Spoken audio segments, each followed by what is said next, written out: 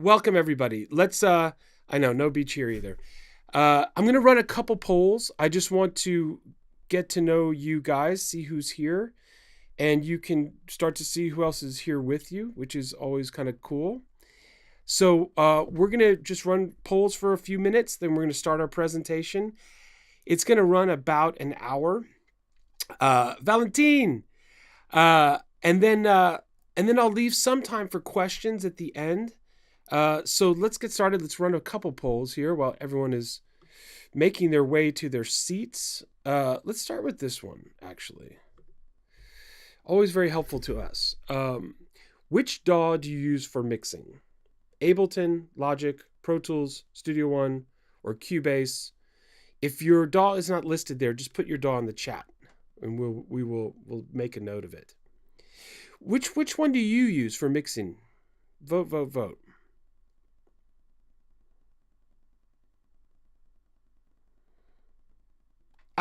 Paul and Daniel. Long time. I missed you guys. What's going on?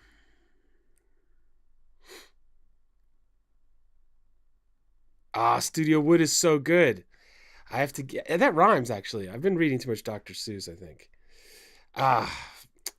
You guys, there's all new mixing.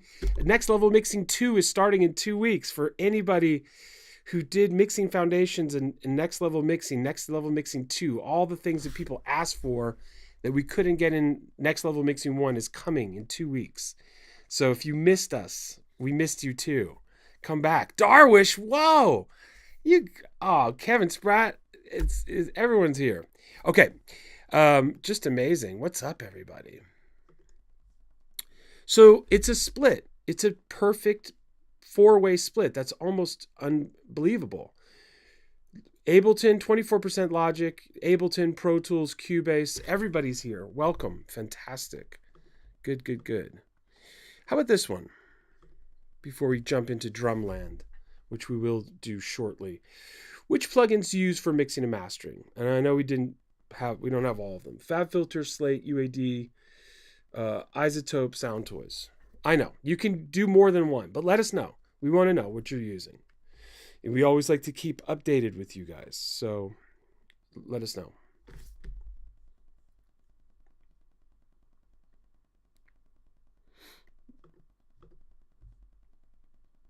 FabFilter, it's always the biggest one, but not far behind Soundtoys and Isotope, some UAD, and a lot of Slate. Good. Very cool, because I'm going to start with Slate. I'm going to start with something that all you Slate people have.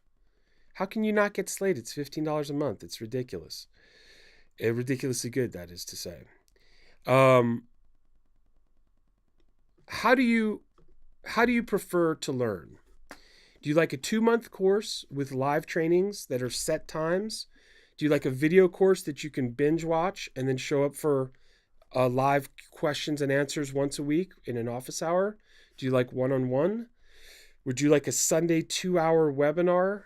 Or do you like a 6-month complete program with live training? How do you like to learn right now? Let us know, please.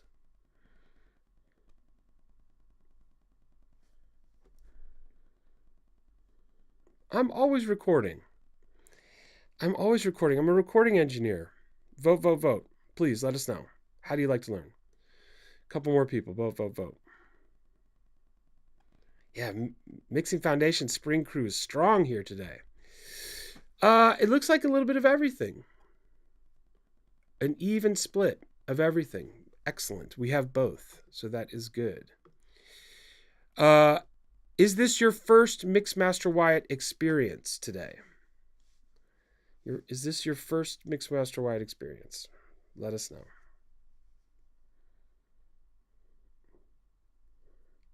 We get all kinds. It depends on the topics and different things, but I can see today it's the OG crowd. The webinaristas are here. Yeah, 9% new. Welcome, new people. Great to have you.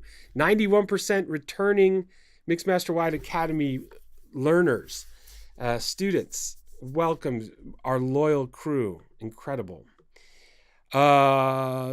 If you can remember, how did you find us? Facebook or Google? I guess there were some other ones, but that's your choices today.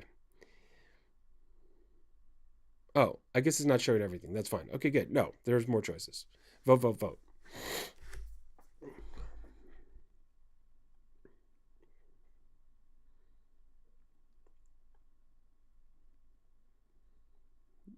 Think back. When did you find us? How? Okay, good.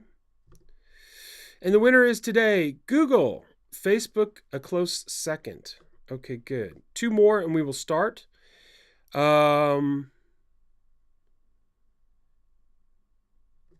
more questions and we'll start. As a producer engineer, which everybody is here, what do you feel that you need the most help in right now? Mixing and mastering, composition, orchestration, sound design, business, all of the above. Where do you feel like you have the most need for growth?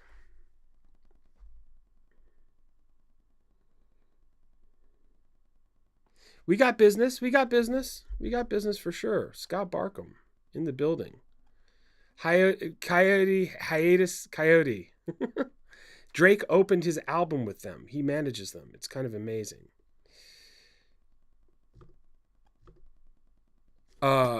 Okay, mixing and mastering, 64%. Composition, orchestration, 36%. Sound design, we have all of this. And business as well. Good. Last question, and then we'll jump into drums. Which free webinar would you like to see next? 53 people and growing. Basic compression, advanced compression, basic reverb, advanced reverb, vocal mixing. Let us know. You can vote for more than one. How about that?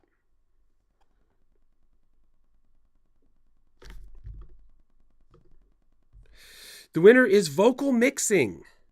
And then advanced reverb is a second. Nobody wants basic anything. Good. That's what we thought. So here we have the monster. And for those who can see in here. So this is the 1176 with all buttons pushed in. It'll be like a podcast if you can't see, but we'll send you the video afterwards. Some crazy engineer figured that if you had an 1176 and you jammed all the ratio buttons in, that it made a very cool, crazy, weird effect. You got this very strange breathing compression that was totally program dependent and had this very strange attack and release behavior that was also frequency dependent. And it sounded good on lots of things, but it sounded especially good on drums. One of the things that we like to do with drums is do parallel processing. So we have our stereo mix of drums that goes out to the stereo mix, but then we can build a matrix where we can get a copy of those drums, do extreme things to that copy, and then blend in a little bit of that copy to thicken our stereo drum mix. So we have a drum bus mix, that's our parallel bus, and our stereo mix. And there's lots and lots of ways to set this up. And in fact, we just came up with a ridiculously cool, through mixing in Cubase, but it doesn't just work for Cubase, it works for everything. We have a really sick matrix that I will show everybody toward the end of the hour, if you can hang in there, that gives you complete and total control over stereo and parallel drum mixing. So this is the monster from Slate. And what this is the 1176 with all buttons in. There's an attack and release because it is a compressor. And there's an input drive, which drives the saturation and the compression. And there's an output control. There's a punch button that has a sort of a second attack kind of transient handler. And then there's also a high pass filter so that you can take the lows out of the sidechain signal and that the lows don't get monstered. There's also a high frequency detector to bias the sidechain signal so that it pushes more highs into the sidechain signal, which means that more highs get attenuated. And then, of course, for parallel processing, there's a wet-dry mix. So here I have a stereo drum track. Was recorded in Holland. Actually, maybe in Zwolle, maybe in Rotterdam. I don't remember where the recording was, of cool acoustic drums. And we can start to see the monster at work. So again, the monster is the 1176 with all buttons in, and it does some very interesting saturation compression, but also any ambiances that are in the drums get monstered. So it sounds like this.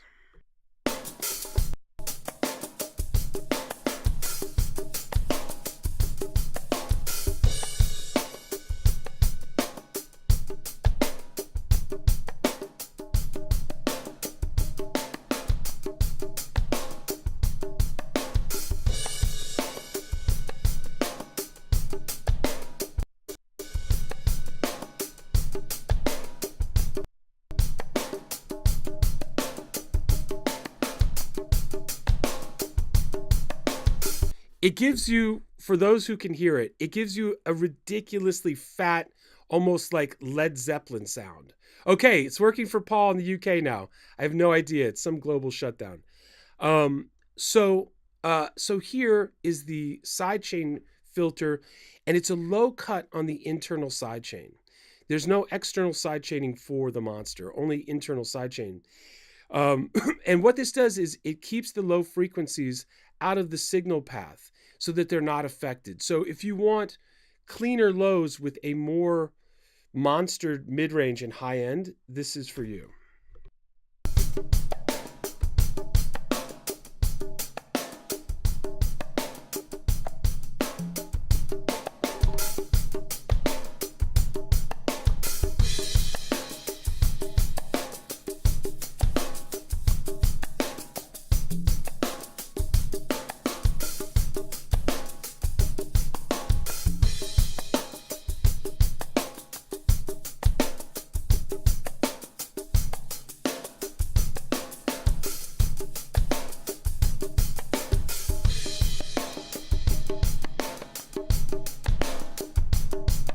So now we're taking the wet dry mix and we're going all the way wet so you can hear the signal. Now, usually when it comes to drums, we want to have a blend, of the stereo drums and the affected signal. And we can set that up, as I said, in a number of ways. But if you have a parallel bus, you can simply just bus to this and then use the wet dry mix to sort of get the blend you're looking for.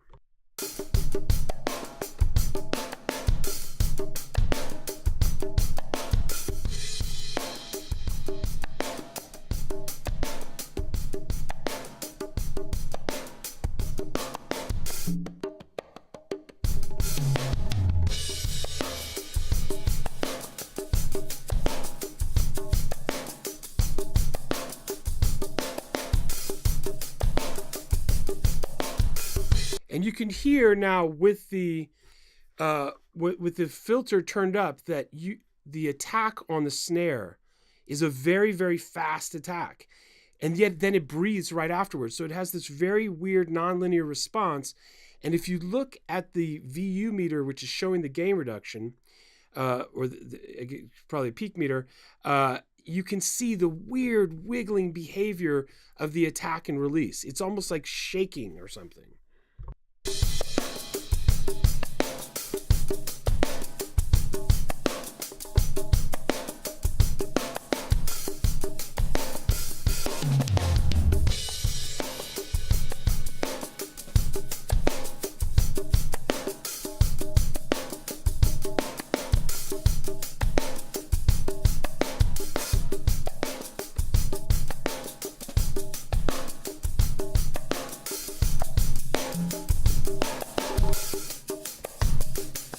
And here we are pushing the input, and this will give us more gain reduction, but also more effect. It's not just gain reduction, more saturation, more compression.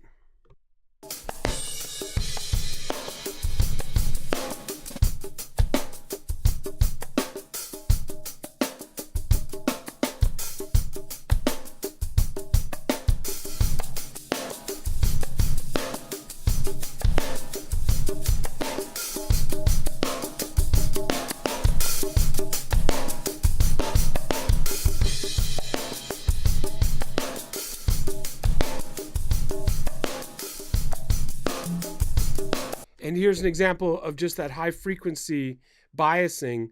As you push it clockwise, it will sort of mellow out the highs. If you want a brighter sound, you want to go counterclockwise.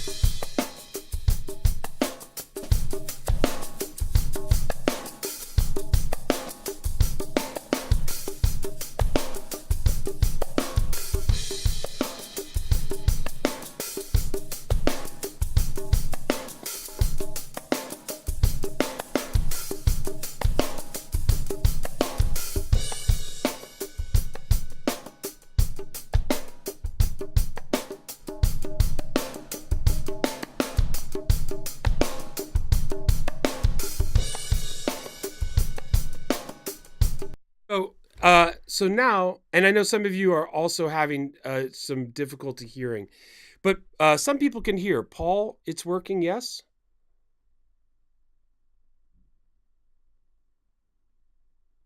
Okay, good. Elton is working. Okay, it's working in England. So here's another thing. And again, anyone who can't hear, please hang out. You'll learn something, and we'll send you the link to the video right afterwards. So don't worry. You won't miss anything. So here, what we've done now is with a lot of drive, we've pushed a lot, and we've made a very extreme effect, which I love. It's especially cool the way that the compression and saturation is reacting to reverb. I mean, that's really one of the most exciting things about what this thing does. So in parallel processing, to add density and to add power, we can create a very extreme sound and then just blend in a little bit of it. And it's really different than EQing your drums or saturating your drums. It's the parallel processing adds an incredible layer of, like I said, density and power, and also detail that is only achievable through this technique.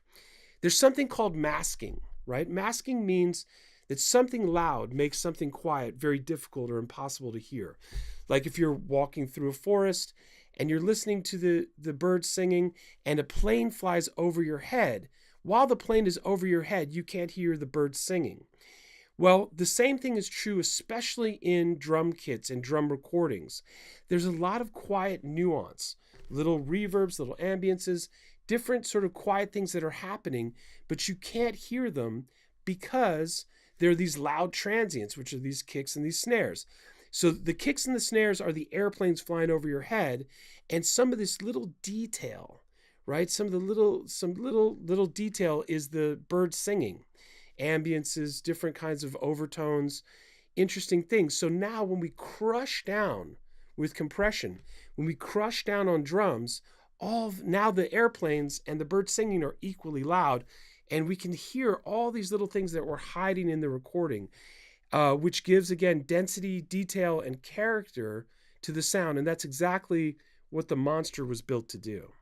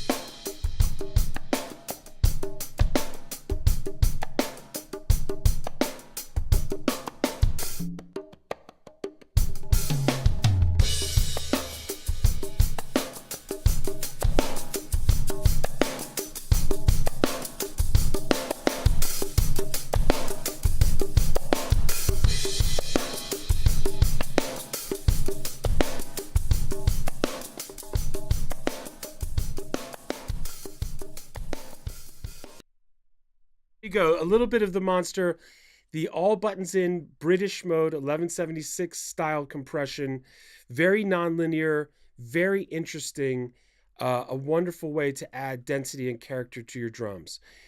You could use it in, yeah, it's amazing, isn't it? You could use it for all percussion, kick and all, but I'm going to show you guys in a second a way that you can also make a very specific drum bus through sends. Okay, so it looks like we're back in business here. Let's take a look here and see how we do. Hopefully this video works. Okay.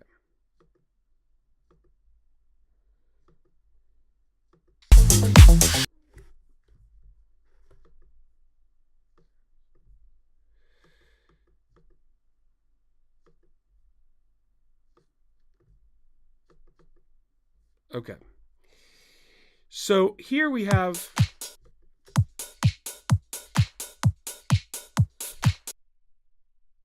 a very basic setup for drums. Just a kick, a snare, and some hi-hats and we're in Logic. In our school, we use all kinds of DAWs. It's not DAW specific, as you know. So now what we can do is we're going to create, rather than have it on to wet dry mix it in the plugin, which you can also fine tune, we're going to create a send return matrix for our drum bus compression. And here, this will allow us, we're going to create an aux, sort of like a reverb bus. And then we're going to put our compression on that bus, and we're going to send to it like we're sending reverb. And the nice thing about this approach is that it gives us control over, once we smash down on the drum bus, let's say the hi-hats get too loud, right? And, when we overcompress, we're like, I love the sound of we call it sometimes a crush bus, a drum crush bus, parallel bus. I love the sound of this when I put the Monster on, or Devil-Lock, or any of the plugins we love. But now the hi-hat's too loud. So in this setup, once we crush something, if the hi-hat is too loud, we can pull it back almost like a reverb send, which is really, really cool.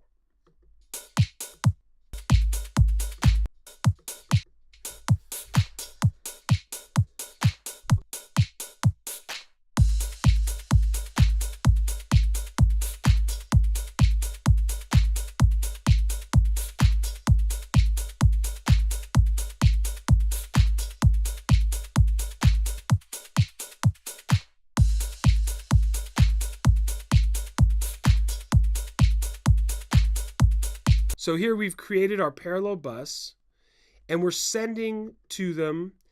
And these sends here are their post fader. But ultimately, we're going to want these sends, and I'll show you in the next example, that it works even better when they are pre-fader. So now that we have some drums set up, we can go to Devil-Lock, which is amazing for parallel drum bus compression. When Devil-Lock came out, it was made by the Shure company. It was called Level-Lock, and it was what I would call the best worst compressor. It was distorted, it was breathing, and people thought it was unusable. But then they realized that it worked incredibly well because it was such a breathing, crazy, distorted mess that it added a ton of character as a parallel drum bus mixing compressor. It has crush, which is the amount of compression. It has crunch, which is the amount of distortion. Darkness is a high cut if it just gets too nasty once you crunch it out. And then you can also wet dry mix it here. It has a slow and a fast release. And it's funny because it has a slow and fast release. It's hard to just get the release right in general because it's either too fast or too slow. But the brilliance, now we're going from the monsters to the devil here. But the brilliant thing about Devil-Lock is it can make an incredible breathing compression. And usually breathing compression can be something you don't want. It usually means that the release is too fast or too slow. The attacks is not set correctly, and maybe the threshold is also not set correctly. So we don't usually want to hear compression, but with Devil-Lock, we actually do.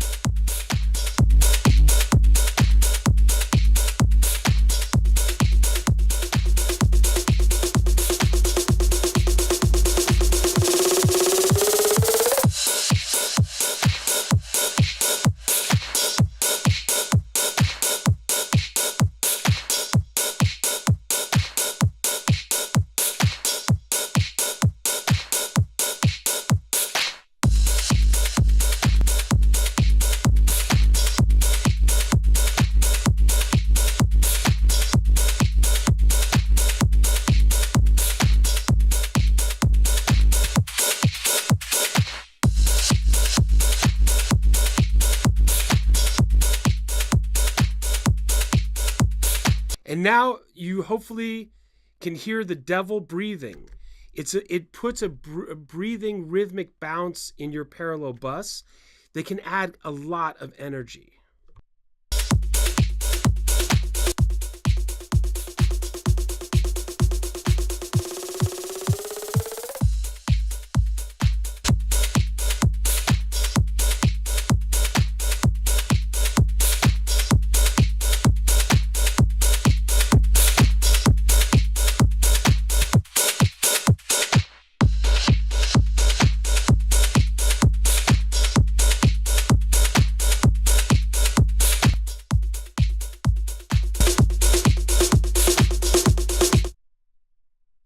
So the darkness will take excessive high frequencies out, which can kind of hurt your ears. And now that we've made this breathing, crunchy, parallel drum copy, we can blend it in. And once you start to do this kind of parallel drum bus mixing, it's addictive because you get a layer of power that is just unachievable any other way.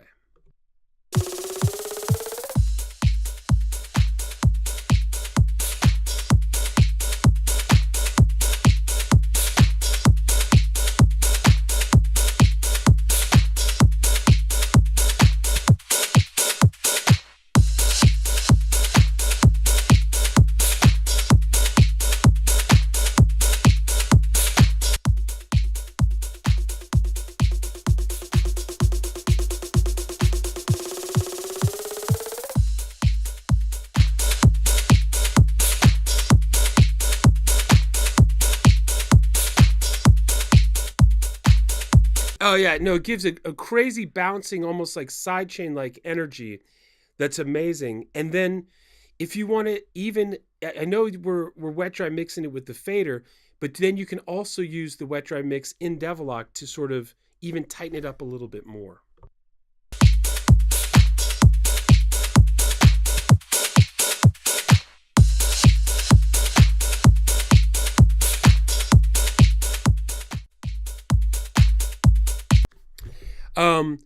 From the rude Devil-Lock to the much more classy, refined, and yet also beefy Neve 33609. It's funny. This is an interesting compressor from UAD. Has a serious dual, I forget the topology, but it's got a very unique, is it dual triode? I'll get back to you on that. We'll put it in the forum. But it has a very unique Neve sound to it. The Neve sound is a warm sound typically. It has a saturation that tends to ring in the mid-range a little bit. And it has also sort of a saturating, ringing low frequency. Not as tight as an SSL, but to its benefit. A richer, thicker sound. Certainly not nearly as saturated or distorted as a Devil-Lock. And there's no attack control on this one. So it's got a pretty fast attack. There's a limiter section, there's a compressor section. You can run it through here as a saturator, which is a trick that we developed at our school, where you just turn the limiter and the compressor off and you still get a wonderful saturation. but a little bit of light compression gives a classy, warm Neve sound to all kinds of drums, acoustic drums, but electronic drums as well. Certainly not as extreme as the Monster or the Devil-Lock. This is more for a classy kind of approach. Thank you, Paul. Bridge diode gain reduction. That's what I meant to say. Bridge diode gain reduction circuit topology. Thank you, Paul. Here we go. Give it a listen. This got a nice, not as extreme. This is more warm and classy.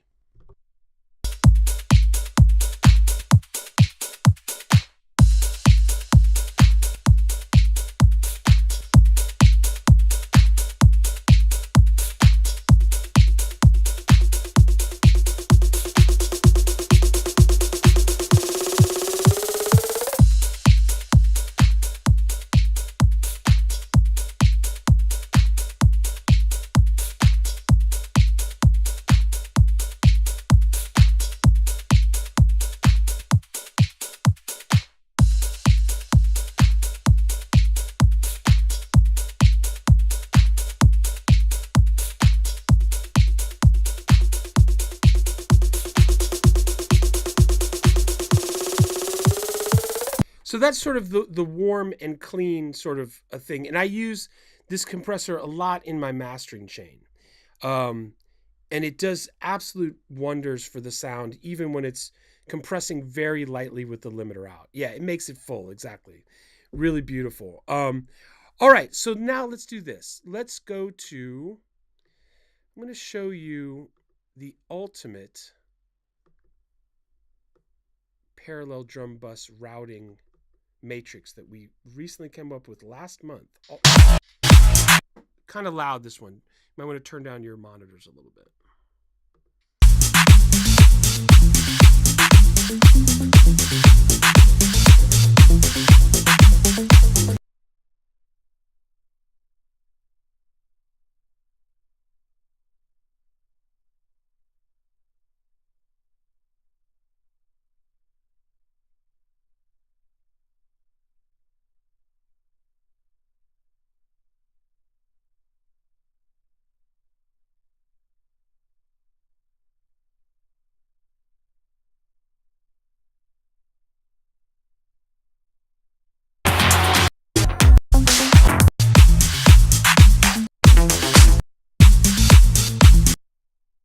So now here's the way this works.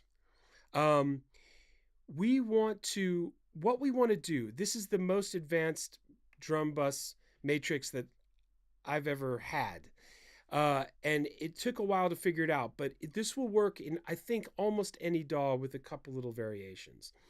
But essentially what we're going to do is we're going to create a stereo drum mix where the drums are spilling out to the mix bus.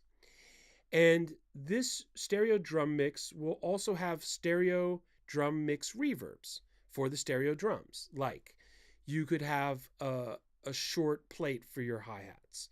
You could have some kind of weird alleyway, sound, or parking garage for your snare. Wouldn't make sense on a lead vocal, wouldn't make sense on anything else, but your elevator shaft sounds amazing on your snare. You can have a kick drum reverb, and getting to kick drum reverbs is hard, isn't it? But you have to have some cool kick drum reverb. So all of these reverbs will be dedicated to your stereo mixing bus. However, we're going to want to, sort of like the example in Logic, set up a system where each system is totally discrete. And if I do something in my stereo drum bus, it doesn't affect my parallel drum bus, right? So we're going to create a group track in Cubase. It's an aux track in Pro Tools or Logic, and we're going to send to it. The sends are going to be pre-fader sends, so that if I change my stereo drum mix on the fader, I'm balancing drums, and I want a little more kick, it doesn't affect at all the balances and relationships in my parallel drum bus. So in Cubase, if you're pre-fader, you're this turquoise color. And if you're post-fader send, you're this blue color. Post fader sends are very good for reverbs in general in the stereo mix, because if I turn the kick up and down, I want my reverb send level to follow. I want it to be linked to my fader level. However, what I don't want to happen is I don't want to move my fader and disturb a carefully created parallel drum bus mix. So we're sending individual elements, the kick, the snare, the hi-hat, pre-fader to the parallel drum bus. And our stereo mix is post-fader with the blue here. Now, what is required of this system is that the reverbs for the parallel drum bus are dedicated reverbs to that drum bus. So they're not shared. I can't share reverbs. And I'm going to also send from this mixer window, from your mixer window, if I want to send reverb to my parallel drum bus. Let's say I'm mixing and I'm like, okay, I want to create a really kind of crazy parallel drum bus mix, and I want to take the snare and I'm going to put the snare in a stadium just because I want a crazy sound, or a huge church. I don't want that on the reverb. I don't want that reverb in my stereo mix. I just want it on my parallel mix. So now I will send from my snare pre-fader to a dedicated reverb that is, the output is going directly to the parallel drum bus. Are people following this logic? So what this allows me to do is have a beautiful stereo drum mix. I can make any adjustments I want. All those reverbs are post-fader, but then I have a whole pre-fader system of reverbs that are dedicated to my drum bus, and also level balancing so that when I do my drum crush, if all of a sudden my kick drum's sticking out too much, I just go to my pre-fader send and dial it back a little bit. So we'll give this a listen here.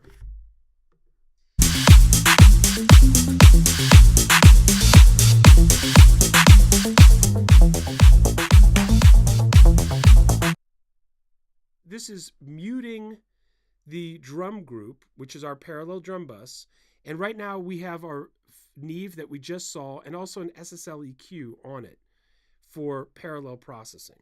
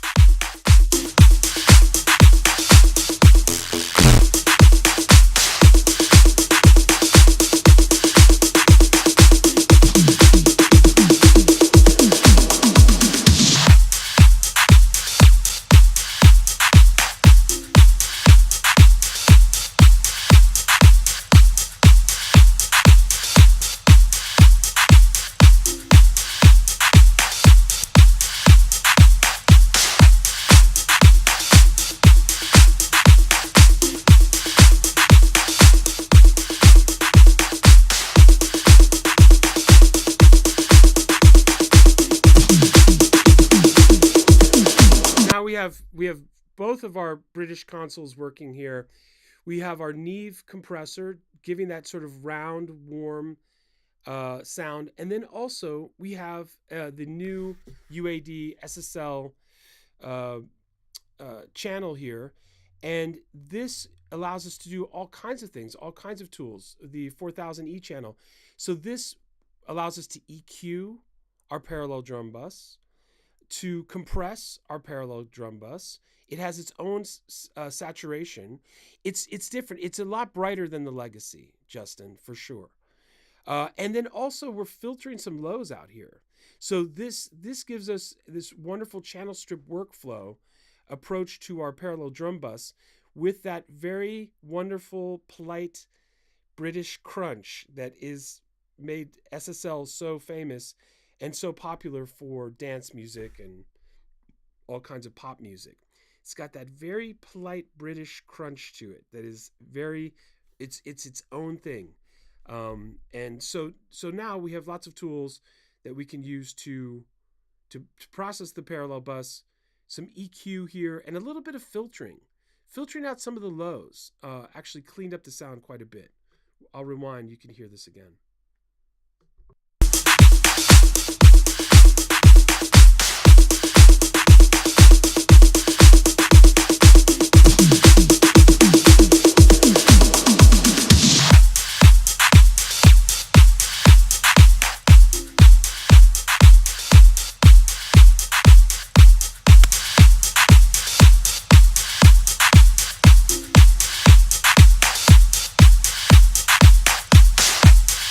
Polite British crunch. Now, one of the things that makes this such an important and powerful setup here is that the reverbs are also getting compressed inside the parallel bus.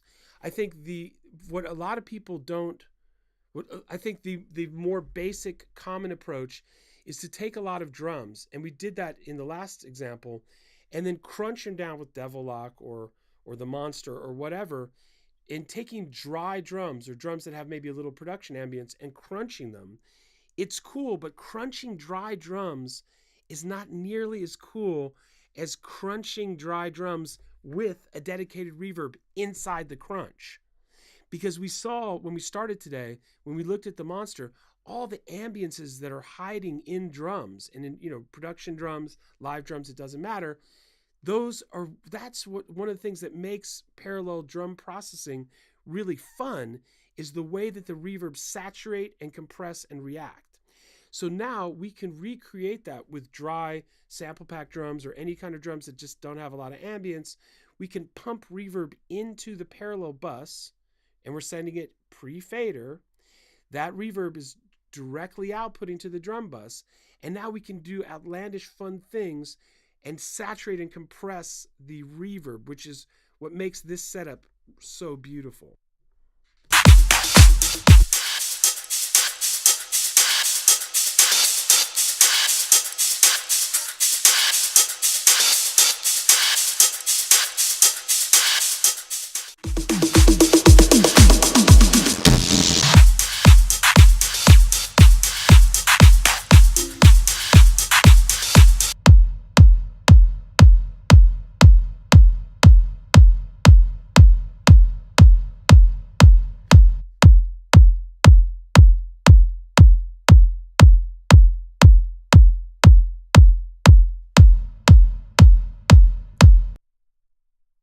That I've just soloed for you is not in the stereo mix directly, right? It ends up in the stereo mix. But this, what I've soloed for you is the kick drum reverb for the parallel bus only. Gives you incredible flexibility, and your parallel bus reverbs and your stereo bus reverbs don't have to match. Like, no one in the world is going to come up to you and be like, it sounded like your kick drum reverb in your parallel bus didn't match your stereo. I mean, maybe, but I highly doubt it. So you could, as an experiment, use the exact same reverbs, see how they react. But really, it's more creative than that, than trying to be ultra realistic. And you can end up with some really cool approaches and some really great results.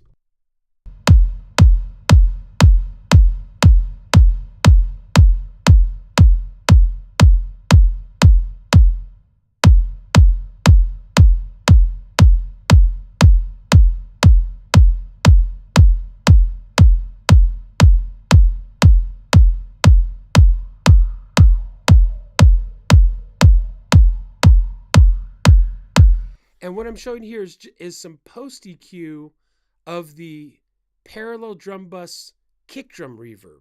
That's even hard to say. But now we can get into all kinds of tailoring. Getting a kick drum reverb right, it's really difficult because people always say you don't want it to sound like a basketball bouncing in a basketball court. You don't want that sound.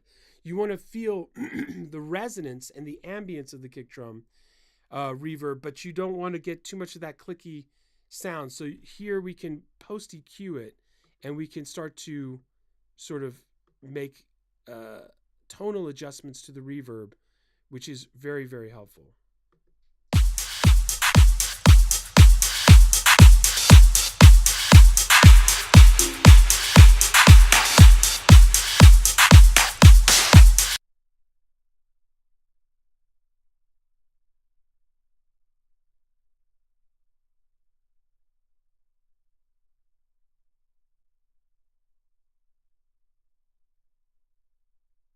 And now here you can see the drum plate.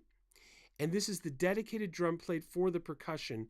We're sending it to the crush bus or the drum bus. And you can hear now how sending the reverb into your drum crush bus really is wonderful, the way it reacts to the processing on the drum bus.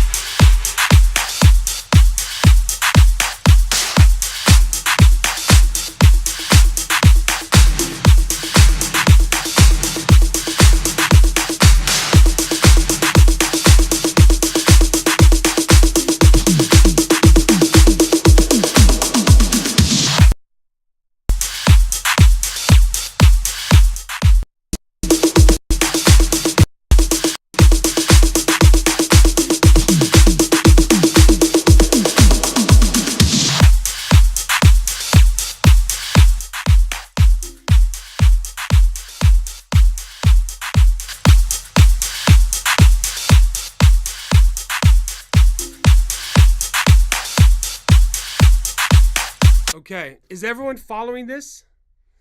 I know it's kind of I know okay, good.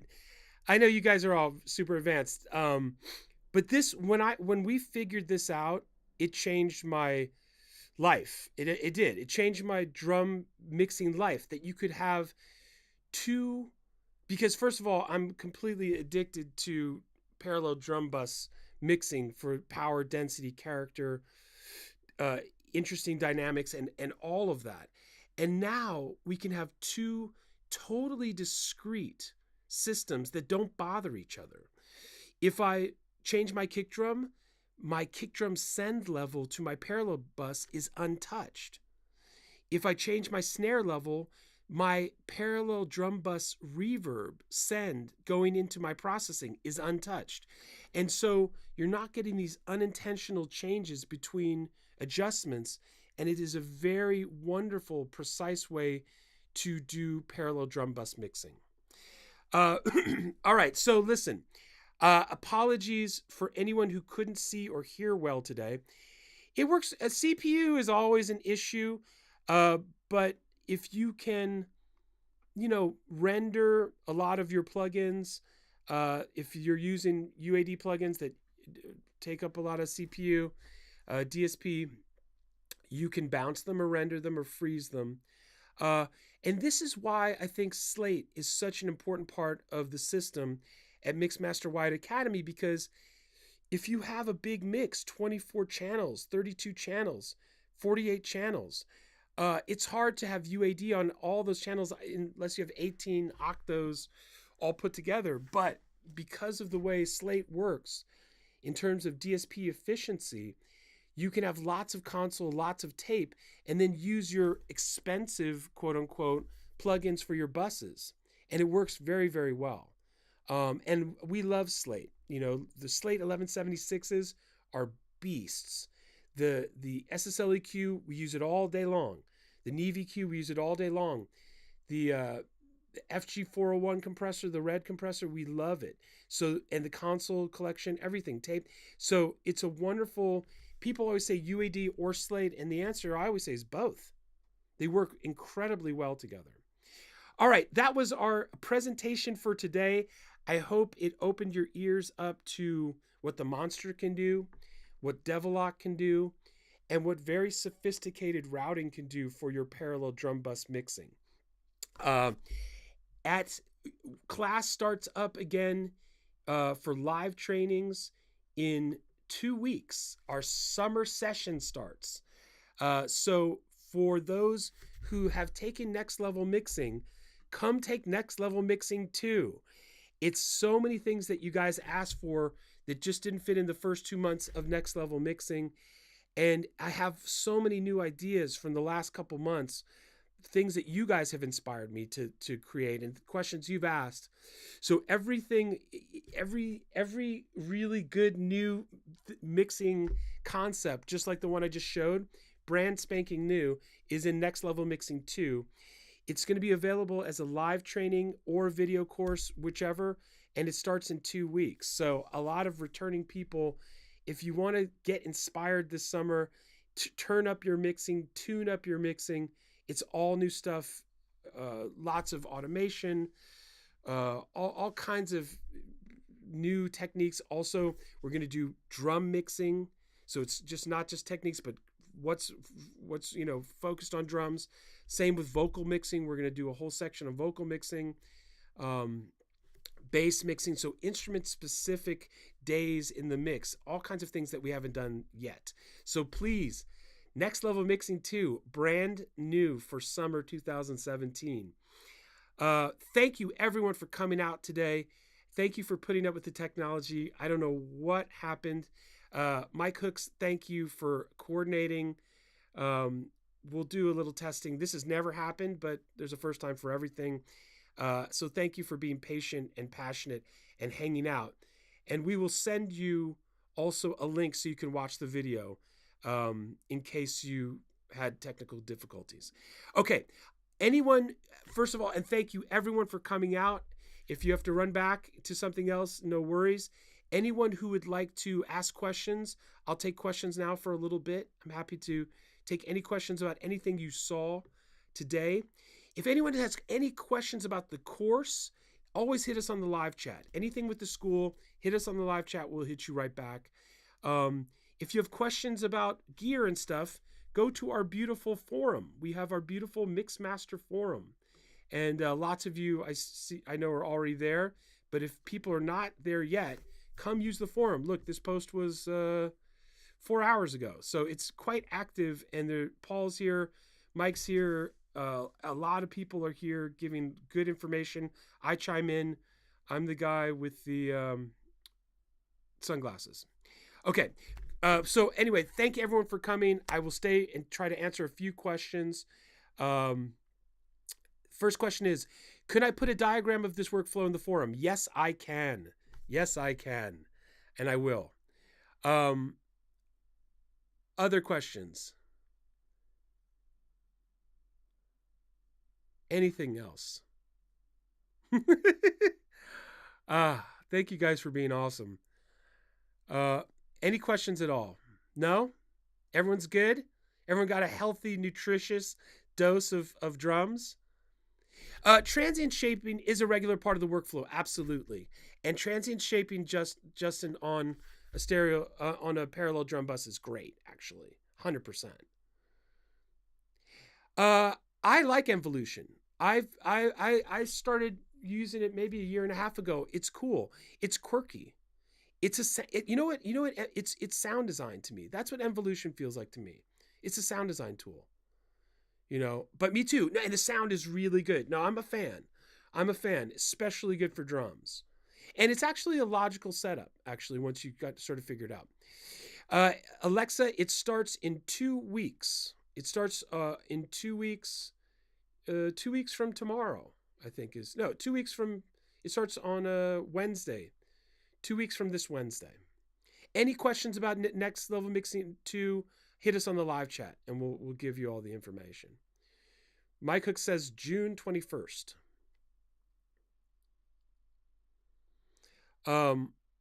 Okay. All right, you guys, listen. Thank you for coming out. Any questions about anything for the school, hit us on the live chat. Any questions about mixing and mastering, put it in the forum. I will answer it. Paul will answer it. Mike will answer it. Everyone else will answer it. We have a nice community going. Have a wonderful day, everybody. Thank you for coming and have a great day. Go compress some drums. Make a parallel drum bus right away. Cheers. I'll see you in class.